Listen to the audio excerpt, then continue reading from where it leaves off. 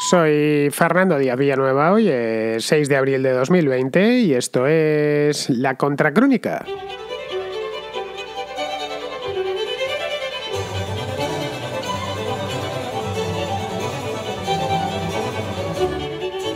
Con prácticamente toda Europa en jaque, casi jaque mate, la crisis sanitaria provocada por el COVID-19 está ya en el continente americano. Está allí especialmente en los Estados Unidos, claramente, tanto por número de fallecimientos como por número de casos. Estados Unidos se lleva hoy por hoy la palma, pero hoy nos vamos a centrar más en lo que queda debajo de los Estados Unidos, es decir, en la América hispana. En el norte, ya prepararé otro programa sobre este tema, se extiende con gran rapidez. Hay en estos momentos en los que grabo este programa hay 327.000 casos confirmados y aproximadamente 9.300 muertes, es decir, que están al borde mismo de las 10.000. En Canadá son 15.000 los positivos y hay cerca de 2.000 víctimas mortales. Pero volvemos a Hispanoamérica, ahí ha llegado con algo más de retraso. El país más afectado de la región es Brasil, en números absolutos, seguido de Ecuador, que en números relativos son los que peor lo tienen. En ambos, a día de hoy, ha dejado ya más de 600 muertos. Luego en otros, como Chile, Argentina o México, avanza con gran determinación este virus maldito y aunque los datos de los que disponemos son incompletos, anticipan una crisis sanitaria de grandes proporciones en muy poco tiempo, en cuestión de pocas semanas, de 2 o 3 semanas. La situación puede de hecho tornarse dramática en lugares como Venezuela, que es un país que, como bien sabemos, tiene el sistema sanitario devastado por la crisis crónica que padece desde hace ya bastante tiempo, desde hace unos cuantos años, o también puede hacer muchísimo daño en las repúblicas de Centroamérica, no en todas, pero sí en algunas de ellas, donde la capacidad hospitalaria es muy pequeña y el nivel de vida muy bajo, por lo que esto podría terminar como el Rosario de la Aurora. Los diferentes gobiernos de Hispanoamérica están tomando medidas de todo tipo, que van desde confinamientos forzosos y totales hasta confinamientos parciales, toques de queda, etcétera, a partir de cierta hora, pasando incluso por manifestaciones de corte, digamos, psicotrópica, como la que tuvo lugar en Nicaragua hace unos días, convocada por el gobierno de Daniel Ortega, que se protestaban contra el coronavirus. Ya sé que es algo, eso mismo, psicotrópico, pero bueno, hay que decirlo porque realmente es de estas cosas que suceden una vez en la vida y uno tiene que comentarlas. Bien, todo indica que a lo largo de esta semana lo de Nicaragua es excepcional, por supuesto. En el resto de países se lo están tomando en serio. No tanto se lo estaban tomando hace un mes, pero sí ahora. Bien, todo indica que a lo largo de esta semana la situación irá peor. Las consecuencias políticas y económicas aún se desconocen, pero ya se empiezan a atisbar y no son nada buenas.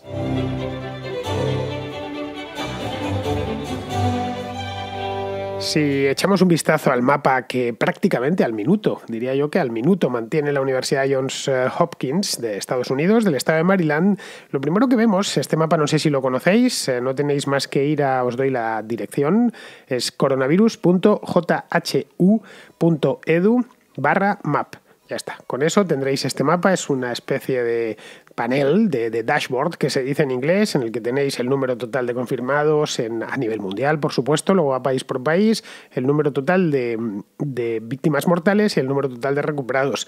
Está el mapa en el que se muestran los resultados con unos puntitos rojos, cuanto más ancho sea el puntito rojo, en algunos casos es un puntazo, como el caso de España, de Francia o de Italia, y en otros casos pues el puntito es eso mismo, un puntito. Bien, pues si echamos un vistazo a este mapa, ya lo tenéis, si lo queréis mirar, ya os he dado la dirección. Una de las cosas que vemos es que en Hispanoamérica, es decir, del Río Grande para abajo hasta la Tierra del Fuego, hay pocos puntos grandes y la mayor parte de ellos son puntitos rojos. Tienen aún unos diámetros muy pequeños. Esto nos hace ver, si alejamos el mapa y nos vamos a la visión del planeta Tierra, vemos que Europa está muy contagiada y con muchos fallecimientos. Vemos también que Norteamérica, especialmente la costa este, tiene problemas serios. Por supuesto, el origen de toda esta historia, que es China, y luego hay ciertas partes del mundo, el caso de África es muy significativo, y también Hispanoamérica. Estamos hablando, claro, en el caso de África no entro porque no me lo he estudiado, el de Hispanoamérica sí. Estamos hablando no de un solo país, como Estados Unidos, sino de muchos países, una veintena tranquilamente, que cada uno está actuando de una manera de una manera diferente y en el que todos, y esto sí es importante remarcarlo, en todos los casos, hasta los que menos casos declarados tienen, se han detectado muertos oficialmente. Son muchos países, es poco menos que imposible detenerse en uno a uno demasiado tiempo. Voy a tratar de dar una imagen de conjunto a lo largo de estos 20 minutos, pero vamos, son países distintos, de distinto tamaño, con diferentes grados de desarrollo, diferentes regímenes políticos y sobre todo diferentes sistemas sanitarios, que al final, como bien sabemos, esta enfermedad, que para la mayor parte de la población no deja de ser una enfermedad leve, que se puede pasar en casa sin demasiada gravedad, para un porcentaje pequeño de la población, los famosos grupos de riesgo, pero no solo, termina mandando a los enfermos al hospital, necesitados de ventilación asistida. Por lo tanto, el sistema sanitario aquí cuenta mucho, muchísimo. Lo hemos visto, lo estamos viendo, mejor dicho, en España o en Italia o en cualquier país europeo o ahora mismo en Estados Unidos. Los datos oficiales no sirven de mucho. No sirven de mucho en España, os lo digo ya, no sirven de mucho en Italia, no sirven de mucho en prácticamente ningún lado, pero en el caso de Hispanoamérica sirven de menos todavía. Son incompletos y fragmentarios. Tenemos, por ejemplo, países como Venezuela que aseguran que solo hay 155 positivos y 7 muertos. Estoy tomando los datos del mapa de Johns Hopkins. La sanidad venezolana, como bien sabemos, y os comentaba antes, está, no diré completamente destruida, pero prácticamente destruida, y lo está desde hace tiempo. No ha sido el coronavirus, los hospitales venezolanos, todos hemos visto imágenes de vídeo y fotografías desde hace ya un montón de tiempo en la situación para los partos, para cosas muy elementales, qué sé yo, operaciones muy básicas como de apendicitis que no se podían realizar. Escasean insumos esenciales en los hospitales. Repito, no es de ahora, esto viene desde hace años, y las medicinas más básicas, como puede ser el paracetamol, por ejemplo, pues son poco menos que un lujo para la mayor parte de la población venezolana. Esta es la situación en la que se encuentra el COVID-19 al llegar a Venezuela. Se encuentra ya un país que está desde el punto de vista sanitario en ruinas y también desde casi cualquier punto de vista. Algo parecido sucede en Cuba, donde el gobierno ha reconocido a día de hoy 288 casos y 6 muertes. Estamos en las mismas que en Venezuela o en unas muy parecidas. El régimen cubano, como bien sabemos, presume ante el mundo de un sistema sanitario excelente. Ya sabéis, cuando a un procastrista le preguntamos por los logros de la revolución, siempre saca dos, uno es la sanidad y el otro es la educación. Bien, es pura propaganda, como os podéis imaginar, un país tan pobre es imposible que mantenga un buen sistema sanitario, y Cuba es un país muy pobre, un país que apenas exporta nada y que genera muy poquita riqueza y por lo tanto no puede tener la sanidad es cara. Es decir, la educación, a fin de cuentas, sobre todo la educación básica, pues no requiere unas inversiones previas tan voluminosas como la sanidad. Pero bueno, lo cierto es que hay hospitales buenos en Cuba y eso es verdad. El CIMEC por ejemplo, es una buena institución, según tengo entendido, pero también es cierto que los únicos que tienen acceso a esos hospitales bien equipados son los que, pertenecen a la élite del partido, y también a turistas sanitarios tipo Diego Armando Maradona y otros extranjeros de filiación castrista que terminan yendo a Cuba, entre otras cosas, para curarse muchas veces de sus adicciones. Pero afortunadamente Cuba y Venezuela son la excepción, esa es la realidad, no es la norma en Hispanoamérica. En otros países hispanos impera la democracia. De hecho, en la mayor parte, la prensa informa con libertad, mayor o menor, pero en prácticamente toda la hispanosfera se informa con libertad, y los sistemas sanitarios, aunque más pequeños y peor financiados que los de Europa, funcionan aproximadamente bien. En esto hay muchas diferencias, no es lo mismo el sistema sanitario, el uruguayo, que el hondureño, pero funcionan. Es decir, hay hospitales, no están en el estado que puede estar la sanidad venezolana, que, como ya he dicho, está completamente destruida.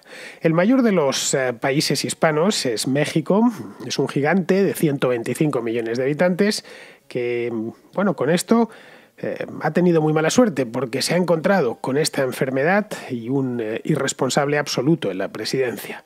A mediados de marzo, hace muy poquito tiempo, cuando el virus ya se propagaba a toda velocidad por Europa, y en Italia o en España habían decretado confinamientos forzosos de la población, todavía en aquel momento, repito, a mediados de marzo, López Obrador, el presidente del país, seguía negando la gravedad del asunto y se daba baños de multitudes. Esto de nuevo no me estoy inventando nada, tenemos por ahí los vídeos, muchos los tuiteaba la propia presidencia de México, en la que se veía a AMLO saludar a la gente y darles abrazos. Es decir, había dicho, de hecho, en una mañanera de estas que da desde el Palacio Nacional, había llegado a decir que esto nada, que esto era una cosa menor, que no tenía ninguna importancia. Incluso fue un paso más allá, diciendo que había que besarse y abrazarse, sin problemas. Ojo, López Obrador es un grupo de riesgo, es un hombre que tiene 66 años y que además ha tenido problemas, creo que coronarios previos. Así que espero y toco madera para que no termine infectándose él. Ojo, no sería extraño porque han sido muchos los líderes políticos de todo el mundo que han terminado dando positivo. ¿Por qué hay tanta prevalencia de este virus entre los políticos? Pues porque el político medio se pasa el día dando manos por ahí, dándose abrazos, etcétera. Es realmente el trabajo de muchísimos presidentes, de muchísimos candidatos, etcétera. Lo que le dedican más tiempo es a las relaciones públicas. De hecho, volviendo sobre el tema este de México y de AMLO, cuando un periodista preguntó en una mañanera, le preguntó al subsecretario de Salud de México, que se llama Hugo López-Gatell, le preguntó si no era arriesgado lo dijo con muy buena intención, ir abrazándose, que fuese el presidente dándose estos baños de multitudes, es decir, que no era bueno, que al final, a través del contacto físico, y eso estaba más que demostrado, pues podía contagiarse el propio presidente en sus giras. Pues López-Gatell le respondió, y esto es literal, que la fuerza del presidente era una fuerza moral, no una fuerza de contagio.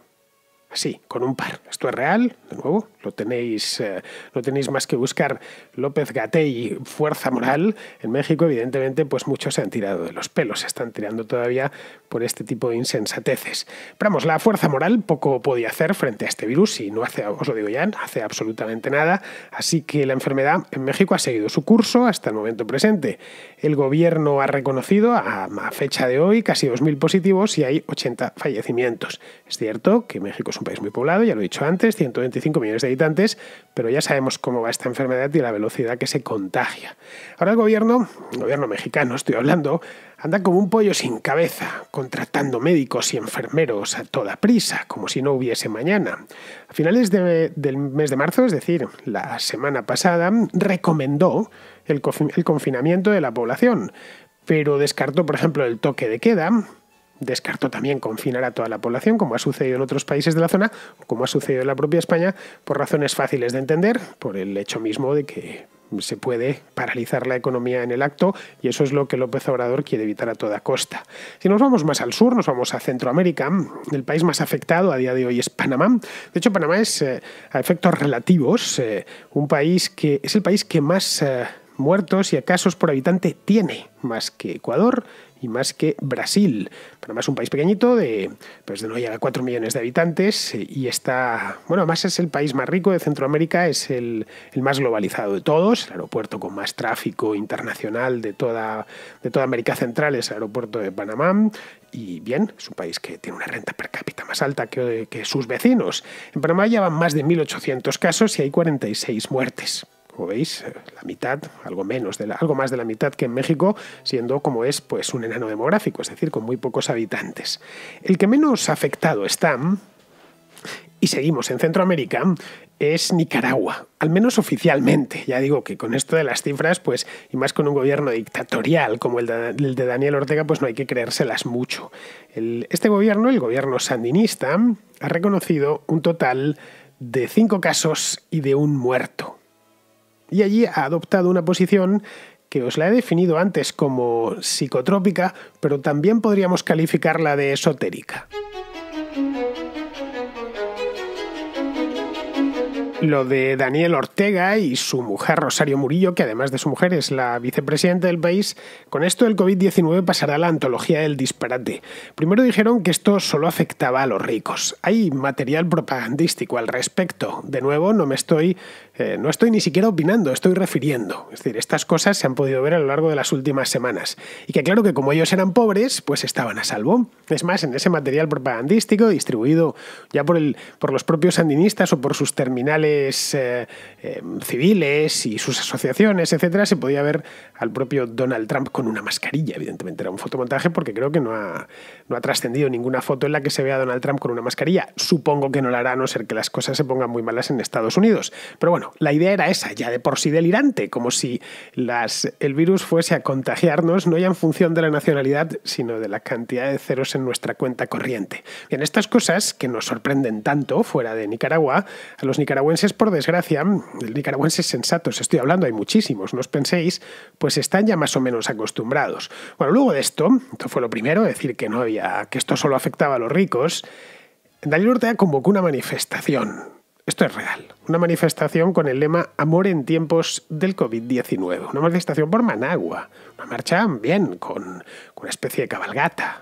Bueno, una verdadera cabalgata. Si vais a buscar a YouTube, por ejemplo, los vídeos, lo veréis. Todos encantadísimos, como si realmente no pasase nada, o no sé, como si estuviesen luchando contra la contra de los años 80 o algo así. Bueno, la cosa es que la manifestación en sí era un despropósito, ahí iban con retratos de Hugo Chávez, fotos del propio Ortega y de su mujer, la vicepresidenta, en las que se leían cosas, y esto es real, cosas como tiempo de victorias por la gracia de Dios.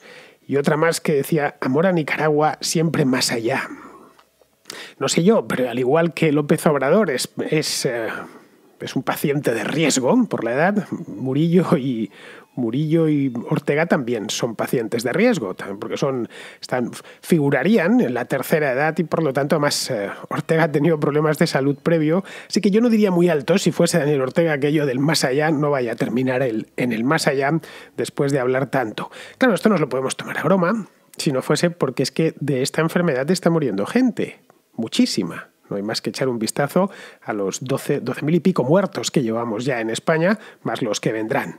Bien, si nos pasamos ya de Nicaragua, vamos ahora con el extremo opuesto en Centroamérica, que también lo hay, que es la República de El Salvador, la de Nayib Bukele, que lo que ha hecho ahí el presidente es decretar una cuarentena obligatoria, además muy rápido. En el momento en que se empezaron a detectar casos, al primer muerto automáticamente pasó de golpe de que no pasaba todavía nada. Bueno, sí, pasaba, que lo habían escuchado lo que estaba sucediendo por el mundo, a que hubiese una cuarentena obligatoria, y presentó un plan muy ambicioso que incluía una ayuda directa para la gente que lo necesitase, $300. Esto lo vi la semana pasada en vídeo.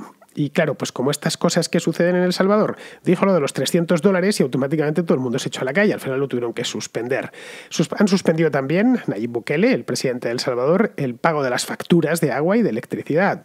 No sé si esto le funcionará o no le funcionará, esto de la cuarentena. Haber tomado medidas tan pronto es posible, evidentemente, si interrumpes el contacto social, pues consigues el famoso aplanado de la curva muy rápido.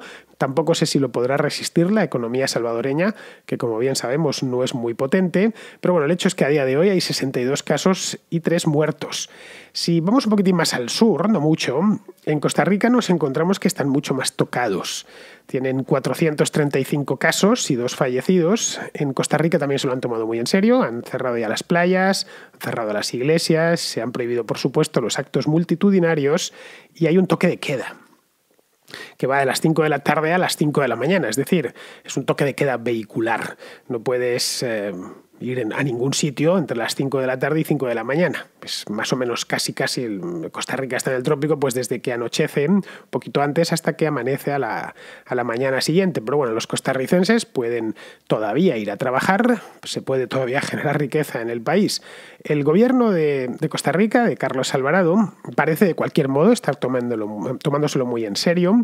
Pero claro, Costa Rica es un país pequeño, de solo 4 millones de habitantes, muy dependiente del turismo, que es una fuente de ingresos que se ha secado pues casi por completo. Esa es la verdad. Nadie piensa no ya en ir a Venecia, ir a Costa Rica, pues imaginémonos. Era un país que tenía vuelos regulares con ciudades como Madrid, por ejemplo. Yo mismo he volado a Costa Rica en un par de ocasiones desde Madrid y tenía un montón de turistas, tanto europeos como estadounidenses y llegados desde Canadá, bueno, de todo el mundo, porque es uno de los países más bonitos del mundo. Esta dependencia le va a traer unas consecuencias funestas al gobierno, porque se va a quedar sin recursos que van a ser muy necesarios. Sí, van a ser un problema añadido que Carlos Alvarado tendrá que lidiar con él dentro de un tiempo. Si nos vamos a Sudamérica, el país más tocado es sin duda Brasil, en términos absolutos, como he dicho antes, aunque en términos relativos es Ecuador, en Sudamérica. Brasil tiene 200 millones de habitantes y Ecuador solo tiene 17. Y en Ecuador van ya 172 muertos contabilizados. El foco principal en Ecuador es Guayaquil. Allí llegó procedente de España. Las relaciones entre España y Ecuador son muy fluidas porque hay muchos ecuatorianos en España, esa es la verdad. Viven desde hace muchos años y bien, pues por lo tanto hay muchísimos vuelos, tanto a Quito como a Guayaquil, desde Madrid, desde Barcelona, etcétera. Y era normal que les llegase desde España, era lo previsible. El tema hubo hace no mucho, un par de semanas, que no dejaban aterrizar en la pista de aterrizaje del aeropuerto de Guayaquil a un avión de Iberia que pretendía tomar tierra para cargar gente y llevarla de vuelta a España, pero creo que fue la alcaldesa de Guayaquil, que estaba, por cierto, contagiada de COVID-19, la que no se lo permitió. El hecho es que aquí el gobierno pues, no ha tenido más que tomar medidas muy duras. El gobierno es el de Lenín Moreno y ha puesto toda la carne en el asador. Ha decretado no ya el confinamiento, sino el estado de excepción directamente. La población se encuentra confinada y la crisis ha tenido ya consecuencias políticas. La ministra de Sanidad, que es una mujer que se llama Catalina Andramuño, renunció al cargo hace lo mismo, un par de semanas. ¿Por qué? Pues porque aseguró que carecía de recursos para enfrentar una crisis como esta. Es decir, que vio que lo que venía era bastante peor y que no iba a poderle hacer frente. Aquí en Ecuador es bueno detenerse por varias razones. Primero, porque está golpeando con mucha fuerza el país y segundo, porque es un caso muy significativo. Ecuador se podría decir casi es el botón de muestra de Hispanoamérica. Es un país muy arquetípico, no es el país promedio, no es ni el más rico, tampoco es el más pobre. Su economía es muy dependiente de materias primas. El 30% de las exportaciones de Ecuador más o menos son procedentes del petróleo, de los productos agrícolas es el 40%, pues la fruta, como las bananas, el pescado, cacao, etc. Tiene una estructura, en definitiva, muy hispanoamericana, la estructura económica de aquel país. Es decir, que más o menos, aproximadamente entre el 65 y el 70% de la población, de los ecuatorianos, trabajan en el sector informal. Y el sistema sanitario, sin ser desastroso, obviamente, pues es pequeño y no está muy bien financiado, porque tampoco puede permitirse el lujo del gobierno de mantener un sistema sanitario como el que puede haber en Alemania o en Bélgica. Ecuador, en definitiva, yo creo que hoy por hoy es el espejo al que tienen que mirarse otros países de la zona, como puede ser pues, sus vecinos, propio a Colombia, Perú, Bolivia y algunos de Centroamérica y del Caribe, como Honduras, Guatemala o la República Dominicana. Son en todos los casos estados muy frágiles, dependientes de las exportaciones y exportaciones que no tienen clientes. Nadie está pensando, el petróleo ya vemos que han bajado mucho el número de clientes, el petróleo ya vemos cómo baja de precio y con millones de personas que no es que vivan al mes, como sucede en Europa o en Estados Unidos, es que viven al día. Esas personas son difícilmente confinables, que viven en asentamientos informales a las afueras de las ciudades, por lo que será extremadamente complicado detener el contagio comunitario una vez empiece. No entro ya en atender a los casos más graves que necesiten ventilación asistida y hospitalizaciones largas. Tened en cuenta que en España, una vez se conecta alguien a un ventilador, se pasa tranquilamente 15 días conectado. Y aquí hay una escasez crónica de ventiladores, aquí en Italia también, y de camas en las unidades de cuidados intensivos. El gasto sanitario por persona en algunos países de Hispanoamérica, la mayor parte de hecho es bajo. Por ejemplo, en Guatemala es de solo 80 euros al año. El gasto sanitario de lo que dedica el gobierno a sanidad por habitante. En España es de 1.600 euros. En Italia de 1.900 euros.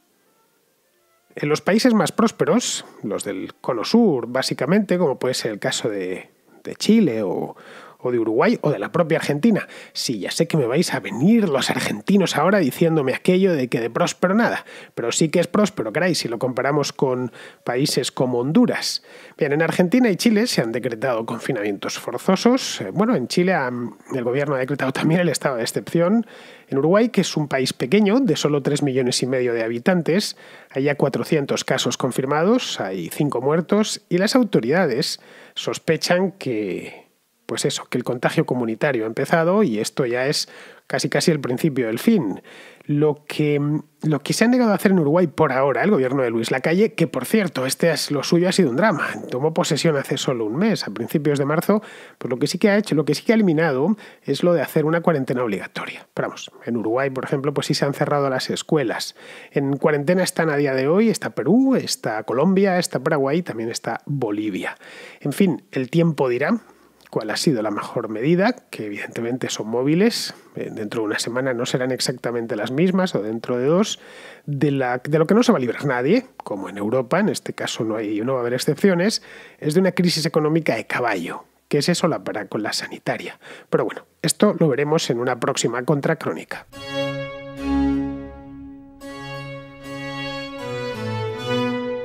Vamos con la contrarréplica. Empezamos con Jaime, que está en el Reino Unido y que plantea el tema de los recuperados, es decir, de la gente que ha pasado el coronavirus y ha salido de él con éxito. Datos de Reuters Graphics, seguimiento del nuevo coronavirus actualizado al 5 de abril 2020, 03 de la mañana, 03:00 AM.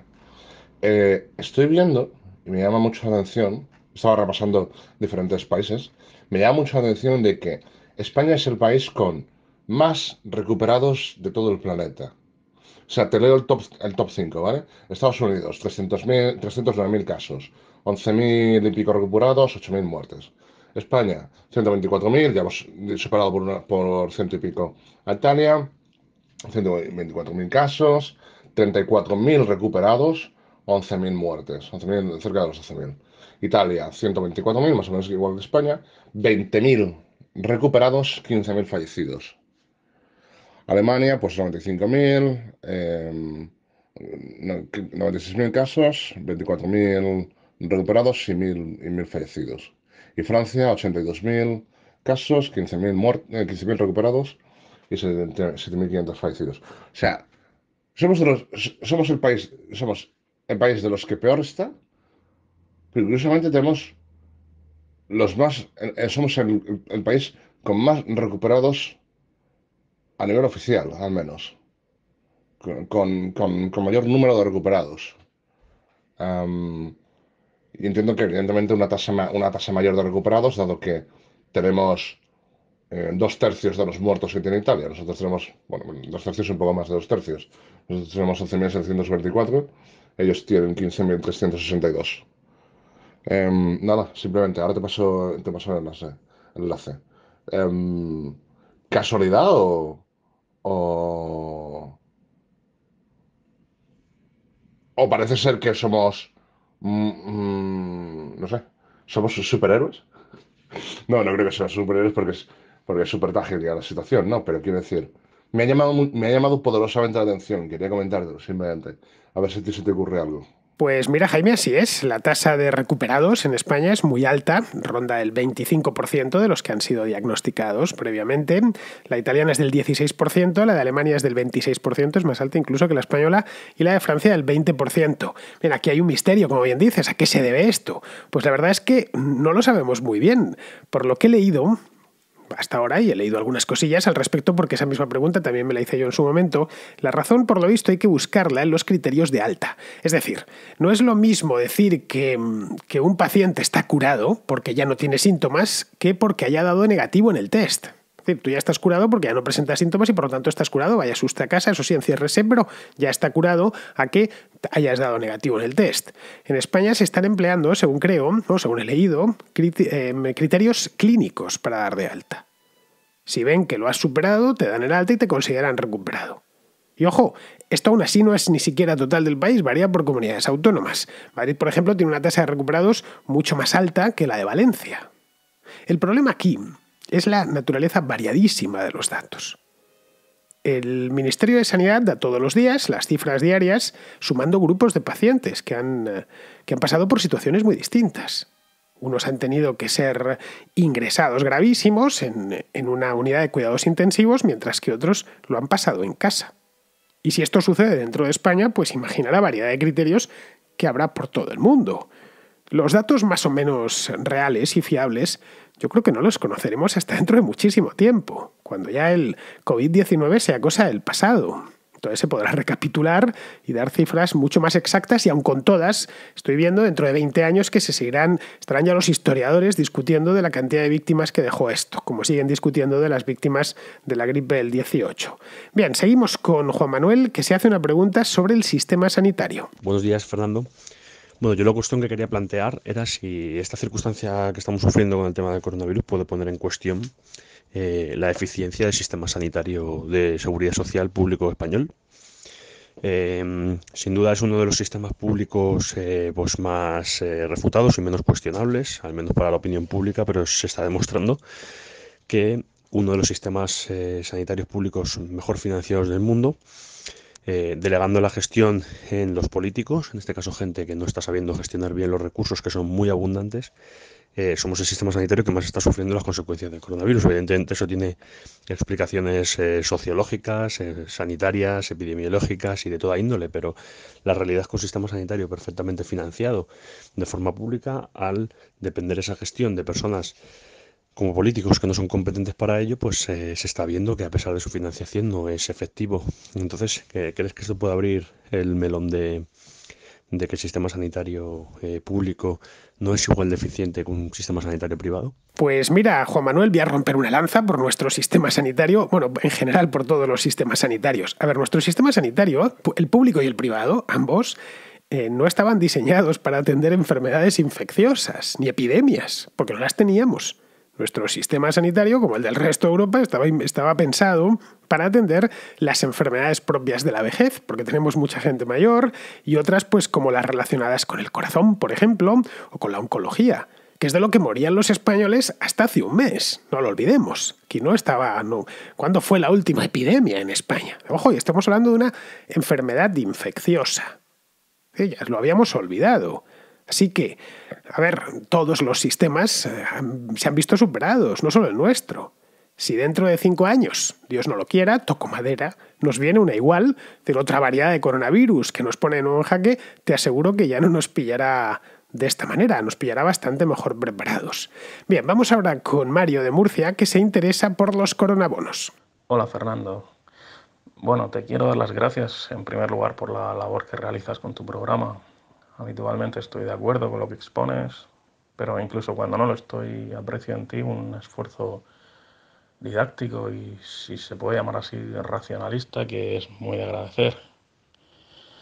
Y bueno, el motivo de esta nota es el estupor, por no decir indignación, que me produce constatar la actitud mezquina de los gobiernos alemán y holandés en esta crisis, negándose a contemplar cualquier tipo de respuesta conjunta en forma de mutualización de la deuda europea.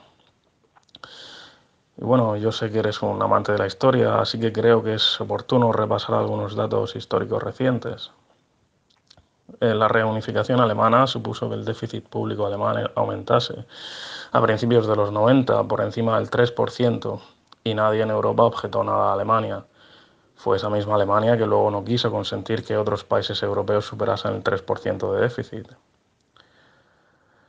En fin, tras la Segunda Guerra Mundial, la perdedora Alemania recibió un chorro de millones en forma de créditos a muy bajo interés, Plan Marshall mediante, y fue esa misma Alemania que luego se negó a emitir eurobonos y obligó que España, Portugal o Italia se financiaran tras la crisis de 2008 al 5 o 6% de interés en los mercados. Tras la Segunda Guerra Mundial también, en los Acuerdos de Londres de 1953, la perdedora Alemania fue favorecida con la condonación, con la quita, de las 2/3 partes de la deuda externa que contrajo durante el periodo entre guerras y también durante la posguerra mundial. Asimismo, quedó sin compensación el daño infligido por Alemania a Grecia durante la guerra. Jacques Desplat, economista francés que fuera asesor del expresidente Sarkozy, calculó en 2011 la deuda alemana con Grecia en 575.000 millones de dólares.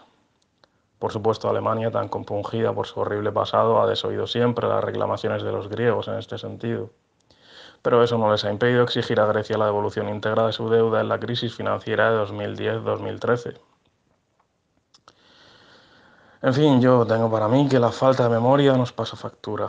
Y también creo sinceramente que el afán de Alemania por hegemonizar Europa es como la energía, ni se crea ni se destruye, solamente adopta formas nuevas. Por suerte ya no hacen uso de invasiones ni genocidios. pero sí de sometimiento del resto a base de deuda. No he hablado de cómo el euro y el BCE son instrumentos que permiten a Alemania jugar con las cartas marcadas, relegando progresivamente a las economías periféricas. No quiero alargar esto más. En fin, me gustaría saber si soy yo el errado en mi postura, o si por el contrario piensas que hay algo de razón en lo que expongo. Gracias, Fernando. Un saludo.